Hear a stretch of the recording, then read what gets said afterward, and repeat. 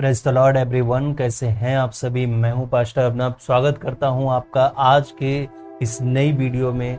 और आज हम परमेश्वर के कुछ ऐसे कार्यों की चर्चा करेंगे जिन्हें सुनकर आप भी विश्वास से भर जाएंगे और आप अपने परमेश्वर से कभी भी दूर जाने की नहीं सोचेंगे, क्योंकि आज का टॉपिक बहुत ही अमेजिंग होने वाला है। सबसे पहले हम परमेश्वर का धन्यवाद करें। सर्वशक्तिमान सामर्थ्य पिता, मैं तेरी स्तुति और प्रशंसा करता हूं। मेरे पिता, आज इस सुनहरे मौके के लिए मैं तेरा धन्यवाद करता हूं। जो भी आज पवित्र आत्मा के द्वारा हम सुने, प्रभु यीशु एक एक वचन हमें विश्वास से भर दे।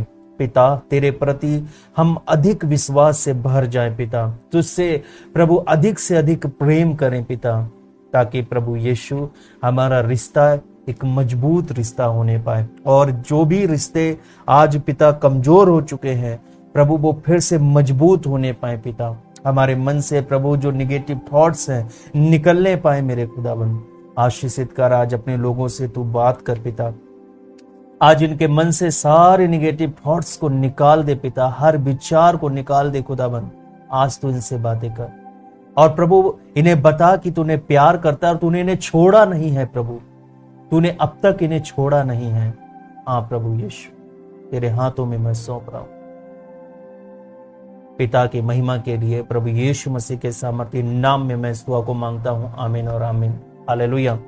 आज का संदेश है, अभी सब कुछ समाप्त नहीं हुआ है।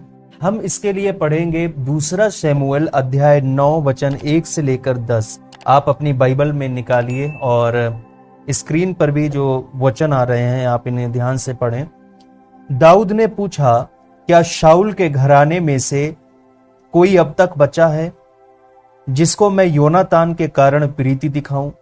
शाऊल के घराने का सीबा नामक एक कर्मचारी था। वह दाऊद के पास बुलाया गया और जब राजा ने उससे पूछा, क्या तू सीबा है?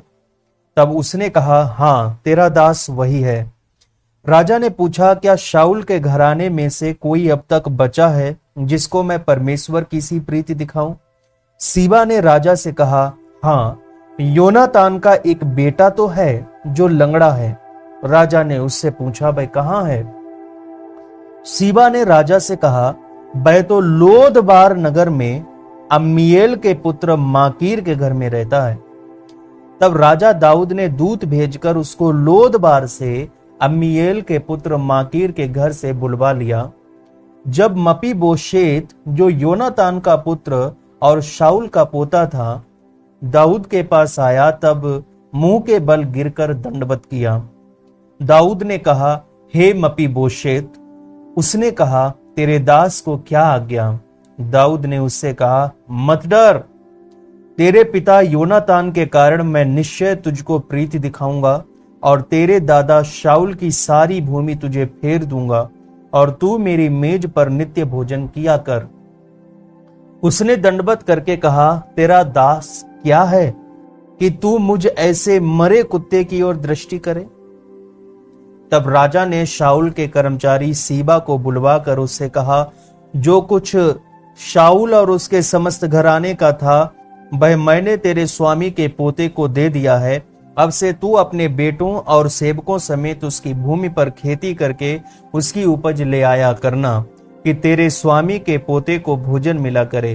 परंतु तेरे स्वामी का पोता मपीबोशेत मेरी मेज पर नित्य भोजन किया करेगा। मेरे प्रियो, कई बार हम अपनी बदहाली, जिन स्थितियों में, परिस्थितियों में आप गुजर रहे हैं, दूसरों को दोषी ठहराते हैं। कई बार हमारे सामने ऐसे विचार आते हैं जो दूसरों पर दोष लगाने के लिए मजबूर करते हैं। मैं अपनी जिंदगी में बन जाता अगर वो व्यक्ति मेरे साथ धोखा ना करता। मेरा बिजनेस बहुत अच्छा चल रहा था, अगर वह मेरा पार्टनर मुझे धोखा ना देता। मैं पूरी तरह से बर्बाद हो गया क्योंकि मेरे पार्टनर ने मेरे साथ धोखा किया है। मेरी जिंदगी बहुत खुश थी अगर वह व्यक्ति मेरे जीवन में ना आता। जब से वह व्यक्ति मेरे जीवन में आया, मेरी जिंदगी समाप्त हो गई, मेरी जिंदगी तहस नहस हो गई। जब से वह व्यक्ति मेरी लाइफ से जुड़ा, तब से सब कुछ तहस नहस हो गया। कई बार हम लोग दूसरों पर दोष लगाते हैं। हम जिम्मेदार मानते हैं कि उसके कारण ये सब हुआ है। मेरे प्रियो, यहां पर यह घटना मपीबोशेत के साथ में हुई है।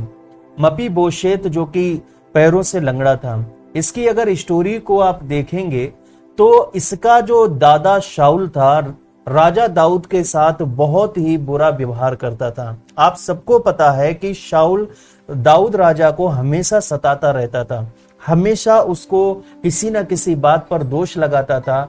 लेकिन शाऊल का पुत्र योनातान हमेशा दाऊद की मदद किया करता था और वह उसे अपना मित्र और अपना भाई मानता था।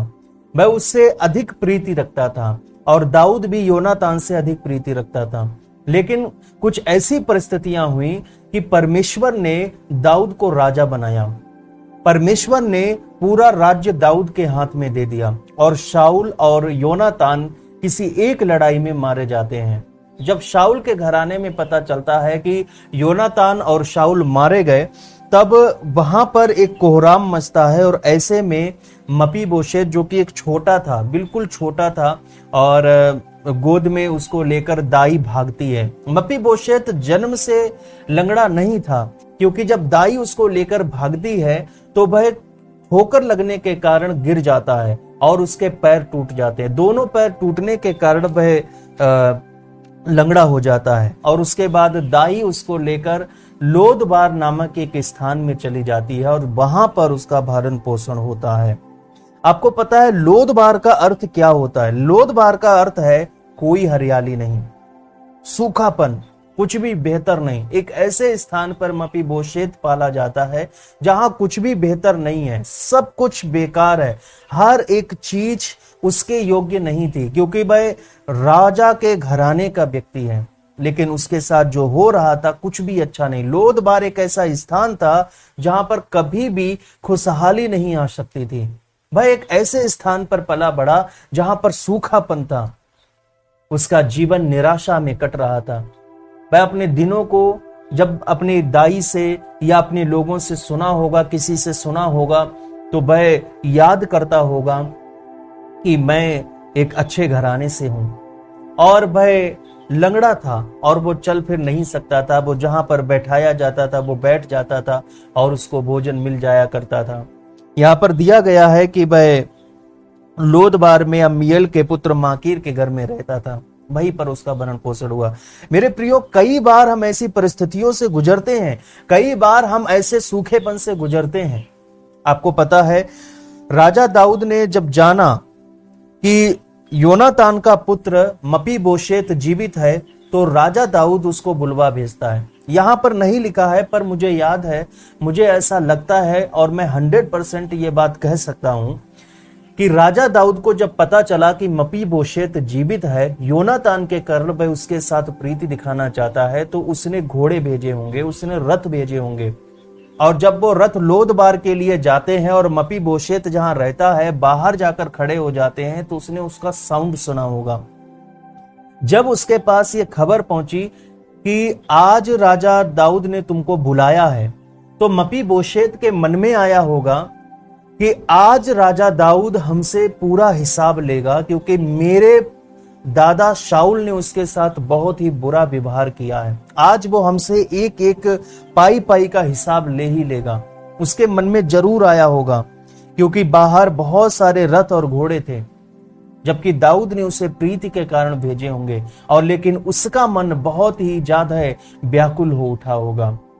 लेकिन राजा दाऊद ने बुलाया है, इसीलिए वह वहां पर जाता है। और जब वो जाता है तो वहां पर आपको पता है क्या होता है। वचन 6 और 7 में, जब मपीबोशेत जो योनातान का पुत्र और साउल का पोता था दाऊद के पास आया, तब मुंह के बल गिर के दंडवत किया। ये उसने भय में किया, वह डर गया था। दाऊद ने कहा, हे मपीबोशेत। उसने कहा, तेरे दास को क्या आज्ञा।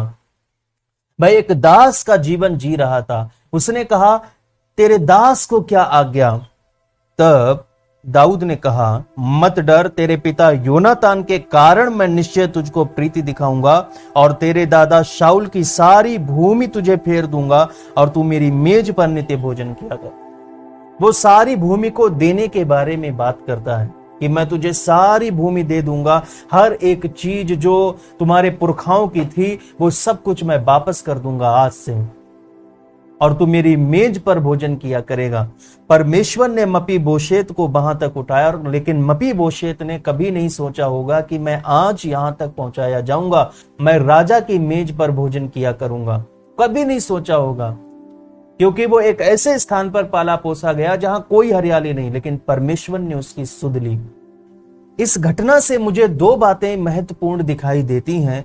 उनमें से पहली बात यह है कि आपके जीवन में जो दुख आप झेल रहे हैं, चाहे वो आपकी गलती से आया या फिर वो किसी और की गलती से आया, पर यह तय नहीं है कि आप उन दुखों में हमेशा रहेंगे। यह निश्चय नहीं है, यह 100% श्योर नहीं है कि आप उन्हीं में अपना जीवन काटेंगे। आप में बहुत से ऐसे लोग हैं जो ऐसे दुखों में रह रहे होंगे। आप में ऐसे बहुत से लोग होंगे जो दूसरों को दोषी ठहरा रहे हैं, लेकिन परमेश्वर का नजरिया यह कहता है कि आप इसमें बने नहीं रहेंगे। परमेश्वर ने कहा है कि मैं तुम्हारी बिगड़ी हुई परिस्थितियों में बदलाव लेकर आ सकता हूं। परमेश्वर कहता है आप अपनी बिगड़ी हुई परिस्थितियों में सदा बने नहीं रहेंगे। आपका जो नुकसान हुआ है, आप इस नुकसान में सदा बने नहीं रहेंगे। आपकी जो घटी हुई है, इस घटी में आप सदा बने नहीं रहेंगे। आपके अंदर जो बीमारियां हैं, इन बीमारियों में आप सदा नहीं बने रहोगे। मैं इनको चंगा कर सकता हूं, मैं इनको फेर सकता हूं, मैं इनकी भरपाई कर सकता हूं। गलती चाहे आपकी हो या किसी की भी हो, आपके आने वाले दिन पलटे जा सकते हैं। परमेश्वर का वचन कहता है आपके जीवन में किसी ने भी धोखा किया हो, लेकिन आपके आने वाले दिन पलटे जा सकते हैं। परमेश्वर कहता है, बाइबल कहती है कि आप सेम सिचुएशन में नहीं रह सकते हो, आपकी सिचुएशन बदली जा सकती है। तुम मेरे पास आओ, मुझ पर विश्वास करो। हालेलुया। बीमारी आपकी हो या आपको विरासत में मिली हो, या भाई बीमारी डॉक्टर लोगों ने कहा है कि यह नहीं मिट सकती है, वो मिटाई जा सकती है। कई लोगों को आनुवंशिक बीमारियां होती हैं, उनके पुरखाओं से मिली बीमारियां होती हैं। ऐसा नहीं है कि वो बीमारी आपके जीवन में और आपके आने वाले वंश में भी होगी। परमेश्वर कहता है कि वो बीमारी समाप्त की जा सकती है, मैं उसको खत्म कर सकता हूं।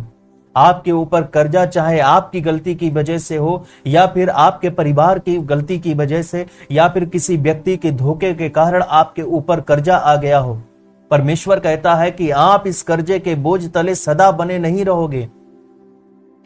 परमेश्वर आपके लिए प्रबंध करने वाला परमेश्वर है। परमेश्वर का एक नाम है यहोवा ईरे, जिसका अर्थ होता है प्रबंध करने वाला। वह आपके लिए उपाय करेगा, वह आपके लिए प्रबंध करने वाला परमेश्वर है। वह आपके लिए प्रबंध करेगा। उसने मपीबोशेत के लिए प्रबंध किया। मपीबोशेत ने सोचा कि सब कुछ समाप्त हो गया है, लेकिन परमेश्वर के लिए सब कुछ समाप्त नहीं होता है। अभी सब कुछ समाप्त नहीं हुआ। परमेश्वर जहां सब कुछ खत्म हो चुका है, वहीं से एक नई शुरुआत करता है। जहां पर हमें लगता है कि अब सब कुछ समाप्त हो गया है, वहीं पर से परमेश्वर एक नई शुरुआत करता है। परमेश्वर अपने तरीके से काम करता है। मपीबोशेत ने सोचा होगा कि अब सारी जिंदगी मुझे लोदबार में रहना पड़ेगा, यानी सूखेपन के जीवन में रहना पड़ेगा, मुझे घटी के जीवन में रहना पड़ेगा। लेकिन परमेश्वर ऐसा नहीं सोचता। इसीलिए परमेश्वर कहता है कि मेरे विचार और मनुष्यों के विचार भिन्न होते हैं। मनुष्य सोचता है कि हमेशा लोदबार में रहेंगे, हमेशा सूखापन या घटी में रहेंगे या नुकसान की जगह पर रहेंगे, आप दुखों में रहेंगे, आप बीमारियों में रहेंगे। लेकिन परमेश्वर ऐसा नहीं सोचता। परमेश्वर सोचता है कि यह बदले जा सकते हैं, यह पलटे जा सकते हैं, आपको चंगा किया जा सकता है। परमेश्वर ने मपीबोशेत को राजा की टेबल तक पहुंचाया और परमेश्वर आपको भी राजा की टेबल तक पहुंचाएगा। अगर आज आप कर्जों में हैं, परमेश्वर आपको उस रईसों की संगति में पहुंचाएगा। अगर आज आप गरीबी में अपना जीवन काट रहे हैं, परमेश्वर आपको रईसों की संगति तक पहुंचाएगा। उसने मेरे जीवन में अद्भुत गवाही की है, मुझे भी उसने रईसों की संगति तक पहुंचाया। परमेश्वर ने मेरे जीवन में जो किया एक अद्भुत गवाही है। समय मिलेगा तो मैं आपके साथ जरूर शेयर करूंगा। हालांकि मैं कई बार शेयर कर चुका हूं, मैं फिर से शेयर करूंगा। लेकिन आपके लिए मैं ये कहना चाहता हूं कि परमेश्वर आपको उठाएगा, आपको घूरे पर से उठाकर वो रईसों की संगति तक पहुंचाएगा। वह ऊंचे पर रखने वाला परमेश्वर है। वह आपको उकाव बनाना चाहता है, वह आपको उड़ने वाला बनाना चाहता है, वह आप में शक्तियां चाहता है। वो देखना चाहता है कि आप पवित्र आत्मा की शक्तियों को धारण करें। वो देखना चाहता है कि आपके पास इफिसियों 6 में वर्णित वो हथियार आपके पास होने चाहिए। परमेश्वर चाहता है कि आप अपने भाई की पीठ की रक्षा करें। ये सारी चीजें परमेश्वर चाहता है कि आपके अंदर हो। हालेलुया। अभी सब कुछ समाप्त नहीं हुआ है। आपको पता है मपीबोशेत का अर्थ क्या होता है? शर्म के मुंह से। मपीबोशेत का मतलब होता है शर्म के मुंह से। अगर हम इसे हिब्रू बाइबल में देखें तो यही मपीबोशेत के बारे में लिखा है महपी बाल। महपी बाल का मतलब होता है बाल के मुंह से, अर्थात बाल की आशीष। मुझे नहीं पता कि उसकी मां ने मपीबोशेत किस मतलब से रखा, क्या सोचकर उसने ये रख दिया, जबकि आपको पता है बाल जो है केनियों का देवता था और उसके नाम पर यह रखा महपी बाल, मपीबोशेत। तो इस कारण कई बार ऐसा होता है कि हमारा नाम जो होता है वो गलत नाम होने के कारण नुकसान ही नुकसान हमारे जीवन में आता है। हमें अपने बच्चों का नाम बहुत ही सोच समझ के रखना चाहिए। आपके बच्चों के जो नाम है उसका जो अर्थ होता है वो वैसा ही रिएक्ट करेंगे, वो वैसा ही आचरण करेंगे।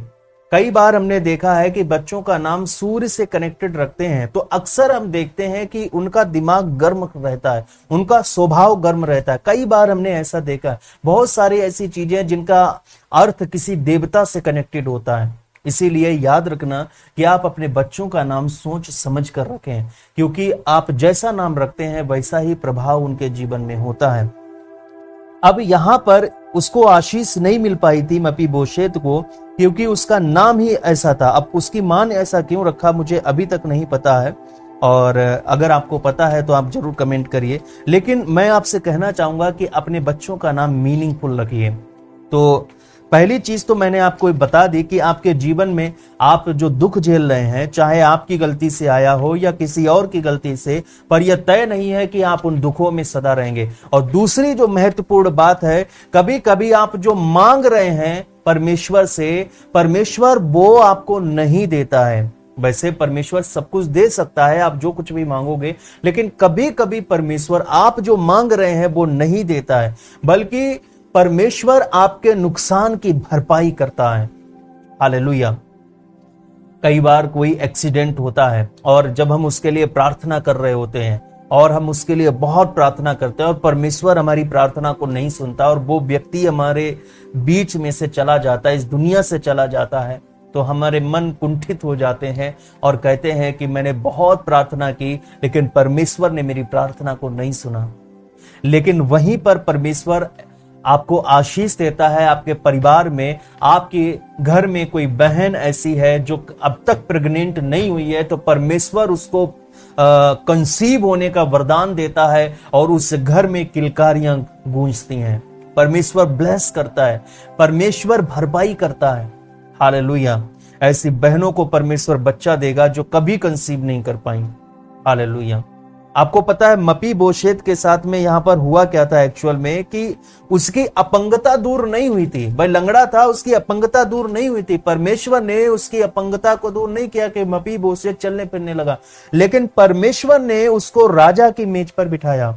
जब नाओमी बैतलहम को छोड़कर गई थी तो उस वक्त उनके बच्चे उसके साथ थे। नाओमी ने अपने बच्चों को खोया, अपने पति को खोया, लेकिन नाओमी ने जो प्रार्थना की परमेश्वर ने वैसा नहीं सुना। ऐसा नहीं है कि परमेश्वर से उसने प्रार्थना नहीं की होगी कि मेरा पति बच जाए, ऐसा नहीं है कि उसने प्रार्थना नहीं की होगी कि मेरे बच्चे बचाए जाएं, ये मेरी जो बहुएं हैं ये विधवा नहीं हो। लेकिन क्या हुआ, वो ऐसा ही हुआ, उसकी प्रार्थना नहीं सुनी गई। लेकिन परमेश्वर ने क्या किया, नाओमी के जीवन में रूत के माध्यम से उसको एक पुत्र दिया। और आपको पता है जब पुत्र उत्पन्न हुआ रूत के, तब लोगों ने क्या कहा, नाओमी के बेटा हुआ है। हालेलुया। कभी कभी परमेश्वर भरपाई करता है। परमेश्वर आपके जीवन में भी भरपाई लेकर आता है। जो लंबे समय से आप दुखों में रहे हैं, आप लंबे समय से जितना भी आपने दुख उठाया है, परमेश्वर एक एक दिन की, एक एक दुख की भरपाई आपके जीवन में लेकर आ रहा है। आप विश्वास करें परमेश्वर पर। अभी सब कुछ समाप्त नहीं हुआ है। यदि आपकी योजना पूरी नहीं हुई है और आपने जिसके लिए प्रार्थना की है, जिस योजना के लिए प्रार्थना की है और अभी तक वो योजना पूरी नहीं हुई है, याद रखना परमेश्वर अपनी योजना पर काम कर रहा है और वो योजना आपके जीवन पर लागू होगी और आपके जीवन में अद्भुत ब्लेसिंग होगी। यीशु मसीह के नाम में मैं आपसे कहता हूं, परमेश्वर ने आपके लिए योजना बनाई है, चिंता मत करो। आज आपकी कोई योजना सफल नहीं हो रही है, चिंता ना करो। परमेश्वर ने आपको त्यागा नहीं है, परमेश्वर ने आपको छोड़ा नहीं है। यीशु ने कहा, मैं कभी ना तुम्हें छोड़ूंगा ना त्यागूंगा, संसार के अंत तक सदा तुम्हारे साथ रहूंगा। उसने आपके लिए योजना बनाई है, वो आपको छोड़ने नहीं जा रहा है। हेलो, वो आपको छोड़ने नहीं जा रहा है। हालेलुया। दूसरे राजाओं में हम जब पढ़ते हैं, एक स्त्री है, एलीशा के कहने पर अपने पुत्र को लेकर उस स्थान से चली जाती है क्योंकि वहां पर अकाल पड़ने वाला था। लेकिन जब 7 साल बाद वह स्त्री वापस आई क्योंकि अकाल समाप्त हो गया था, तो वहां पर उस स्त्री को पता चला कि उसकी जमीन को हथिया लिया गया है, किसी ने उस पर कब्जा करके रखा है। वह न्याय मांगने के लिए राजा के पास जाती है और आपको पता है,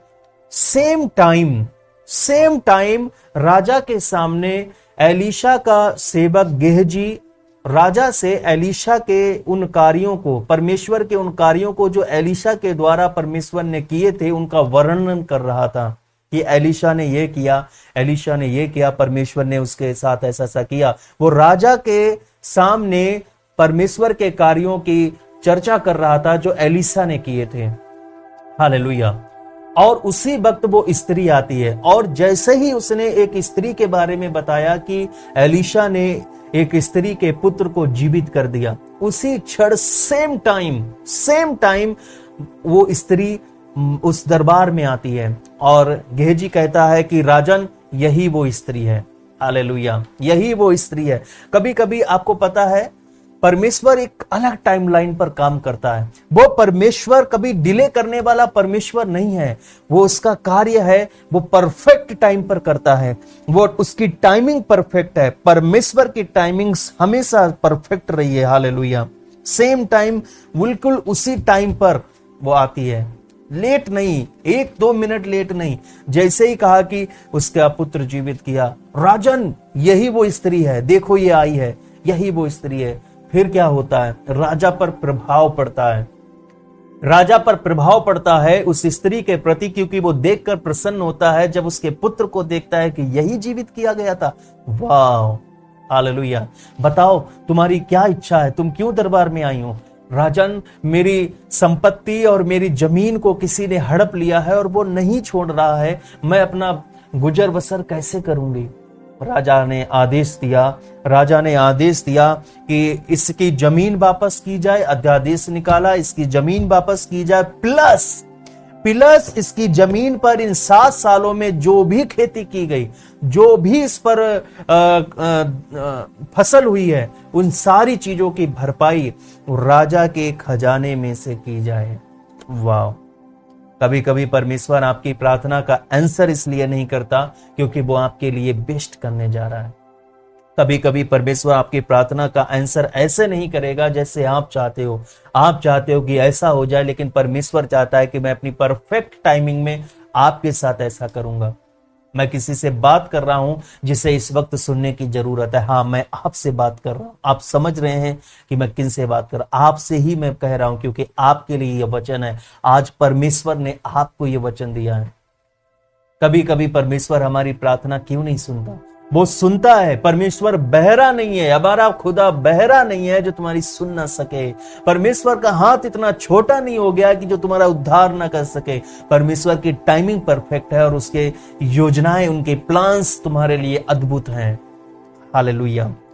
आपने लंबे समय तक प्रार्थना की, आपने परमेश्वर के लिए वेट किया, आपने उन प्रार्थनाओं के उत्तर पाने के लिए लंबा समय गुजारा, आपने वेट किया। मैं आपसे आज कहता हूं कि आपने टाइम वेस्ट नहीं किया है, बल्कि परमेश्वर के लिए आपने टाइम इन्वेस्ट किया है जो आपके फ्यूचर में काम आने वाला है। Church, hallelujah.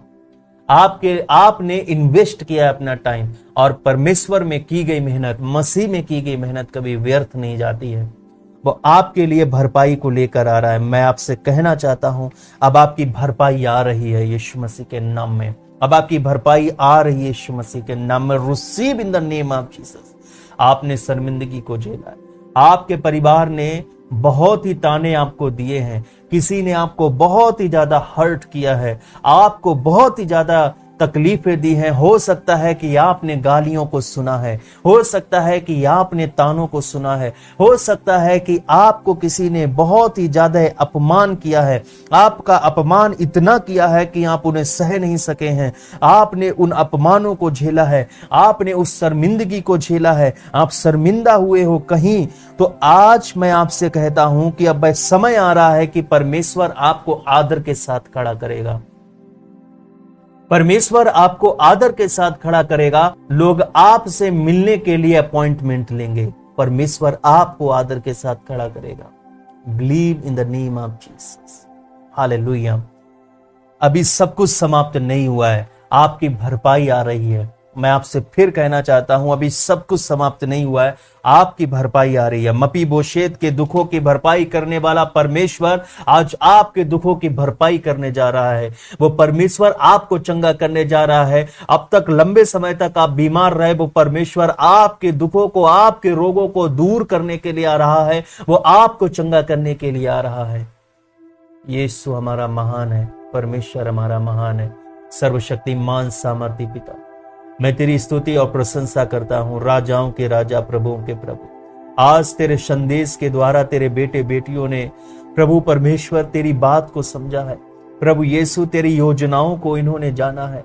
प्रभु तेरे बारे में सीखा है पिता। जो रिवलेशन तूने आज हमें दिया है, जो प्रकाशन तूने अपने बेटे बेटियों को दिया है पिता, मेरी प्रार्थना है कि इस प्रकाशन पर यह विश्वास करें जिन्होंने लंबे समय तक प्रभु दुखों में अपना समय काटा है, अपमान में समय काटा है, प्रभु शर्मिंदगी में अपना समय काटा है। प्रभु इनकी तू भरपाई कर, इनकी प्रार्थना को सुन, जो प्रार्थना ये कर रहे हैं पिता। प्रभु यीशु इनकी सहायता कर, इनके लिए मार्ग खोल पिता। हो सकता है कि अभी इन्हें सारे मार्ग बंद दिखाई दे रहे हो, इनके मार्गों को खोल दे पिता, मेरी यह प्रार्थना है। हे परमेश्वर, तू महान पिता है, हम सब का पिता है, हम सब तेरे बच्चे हैं। कभी कभी प्रभु हम व्याकुल होते हैं, कभी कभी ये व्याकुल होकर प्रभु इनके मन में सवाल होने लगते हैं। उन सारे सवालों को प्रभु खत्म कर। मेरी प्रार्थना है इनकी प्रार्थना का उत्तर दे, जल्द से जल्द इनकी प्रार्थना का उत्तर दे हे स्वामी, ताकि ये तेरे मार्गों पर चलते रहें और प्रसन्नता के साथ तेरे भजन गाते रहें। प्रभु इनके चेहरे को प्रभु प्रसन्न बना दे पिता। आज तक प्रभु जिन बीमारियों में समय काटते आए हैं, आज मैं प्रार्थना करता हूं इनकी वो बीमारियों को जड़ से मिटा दे पिता। वो बीमारियां जड़ से मिट जाएं और ये चंगे हो जाएं इसी वक्त, यीशु मसीह के नाम में।